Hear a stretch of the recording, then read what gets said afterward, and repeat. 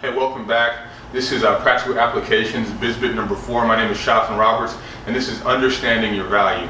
In business, it's so important to understand the value of what you're offering and what your services typically would go for in any given situation, so that you don't oversell yourself or undersell yourself, right? So you don't want to ask for too much, you don't want to ask for too little. These things are very important in getting any job and also being fair. You know, a great resource to use is salary.com. Anytime I'm doing a business plan or looking at a market segment, I go to salary.com and just look up, you know, potential services, and they'll give you a great list and detail. They'll actually give you a job description and a cost or price for that particular service, so at least you know what you're asking for, you know, so what's your worth. And also, if you're going to hire somebody, you know in advance what to pay them or what to offer them for a position like, you know, like that, so where the negotiations can actually begin.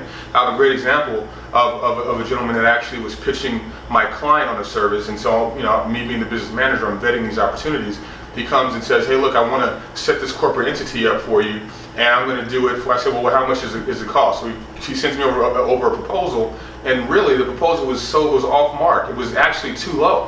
What he was proposing to do, the value was there. It sounded great, but what he was asking for in exchange was like, it was never going to work. I mean, so I said, look, you know, actually the cost you're quoting me is so low, you'll end up having to come out of your own pocket to cover the rest of the state fees. I mean, they're just fees that are involved here, and he didn't know that. And so I just kind of, you know, me always wanting to kind of impart and give information and teach people, I said, hey, look, you know, you're really off mark here. You want to do your research, find out exactly what your costs are going to be, and then build your service fee on top of that. So just for everybody, do your homework, do your research, understand what your value is, understand what the cost is, and that will take you such a far way. Thank you so much for listening. This is Understanding Your Value, Practical Applications, BizBit number 4.